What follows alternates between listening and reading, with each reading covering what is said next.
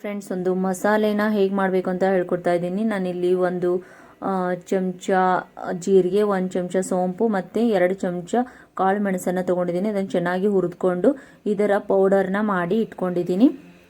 ಆಮೇಲೆ ಇಲ್ಲಿ mushroom pepper dry ಅಂತ, ಅಥವಾ ನೀವು ಲಿಕ್ವಿಡ್ ಆದರೂ ಮಾಡ್ಕೋಬಹುದು, ಮತ್ತು ಇಲ್ಲ ಅಂತಂದರೆ ಪೂರ ಫುಲ್ಲಾಗಿ ಡ್ರೈ ಕೂಡ ನೀವು ಇದನ್ನು ಮಾಡ್ಕೋಬೋದು. ತುಂಬ ಚೆನ್ನಾಗಿರುತ್ತೆ.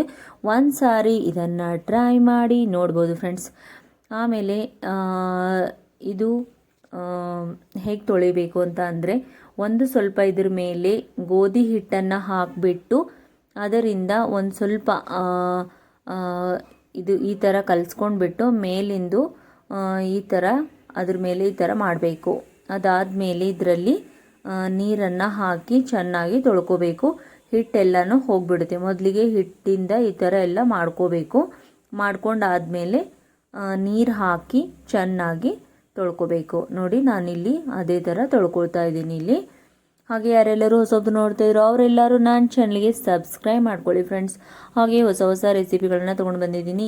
ಈ ಒಂದು ರೆಸಿಪಿ ನೀವು ಅನ್ನದ ಜೊತೆ ತಿನ್ಬೋದು, ಮತ್ತು ಬ್ರೆಡ್ ಜೊತೆ ತಿನ್ಬೋದು, ಚಪಾತಿ, ಪರಾಟ ಎಲ್ಲದಕ್ಕೂ ತುಂಬ ಚೆನ್ನಾಗಿರುತ್ತೆ. ನಾನು ಮಾಡಿರೋ ಥರ ನೀವು ಮಾಡಿದರೆ ಒಂದು ಸಾರಿ ನೀವು ಇದನ್ನು ಟ್ರೈ ಮಾಡಿ ನೋಡ್ಬೋದು ಫ್ರೆಂಡ್ಸ್. ನೋಡಿ, ಎಲ್ಲನೂ ತೊಳ್ಕೊಂಡಾಯಿತು. ಇವಾಗ ನಾನಿಲ್ಲಿ ಕಟ್ ಮಾಡ್ಕೊಳ್ತಾ ಇದ್ದೀನಿ.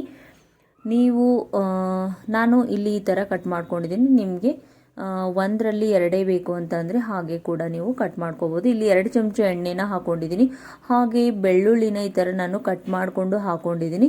ಹಾಗೆ ಇಲ್ಲಿ ಒಂದು ಕೆಂಪು ಮೆಣಸಿನ್ಕಾಯಿ ಮತ್ತು ಒಂದು ಹಸಿರು ಮೆಣಸಿನ್ಕಾಯಿನ ತಗೊಂಡು ಎಣ್ಣೆಯಲ್ಲಿ ಹಾಕಿದ್ದೀನಿ. ಆಮೇಲೆ ಇದಕ್ಕೆ 2 ಈರುಳ್ಳಿನ ಸಣ್ಣದಾಗಿ ಹೆಚ್ಕೊಂಡಿರೋದನ್ನು ಹಾಕಿ ಚೆನ್ನಾಗಿ ಈ ಥರ ಆಗಬೇಕದು, ಗೋಲ್ಡನ್ ಬ್ರೌನ್ ಥರ ಆಗೋವರೆಗೂ ನಾವು ಇದನ್ನು ಹುರ್ಕೋಬೇಕು.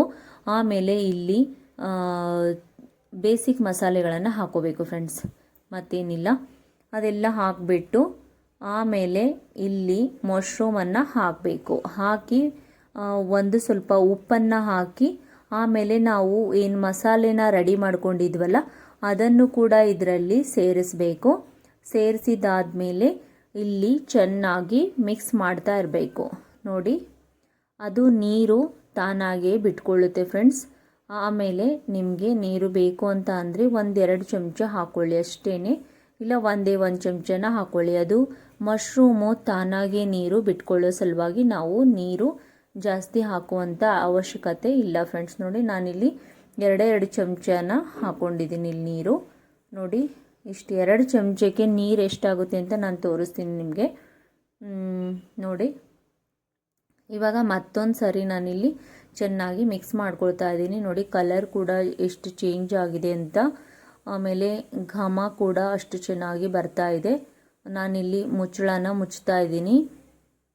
ಮುಚ್ಚಿಟ್ಟು ಒಂದು ಸ್ವಲ್ಪ ಬೇಯಿಸ್ಕೋಬೇಕು. ನೋಡಿ, ಇವಾಗ ಫುಲ್ ಕಲರ್ ಚೇಂಜ್ ಆಗಿದೆ, ನೋಡಬಹುದು ನೀವು. ನೋಡಿ, ನೀರು ಎಷ್ಟು ಬಿಟ್ಕೊಂಡಿದೆ ಅಂತ. ತುಂಬ ನೀರು ಬಿಟ್ಕೊಳ್ಳುತ್ತೆ. ಇದು ಫ್ರೆಶ್ ಆಗಿರೋದ್ರಿಂದ ತುಂಬಾ ನೀರು ಬಿಟ್ಕೊಳ್ತಾ ಇದೆ ಫ್ರೆಂಡ್ಸ್.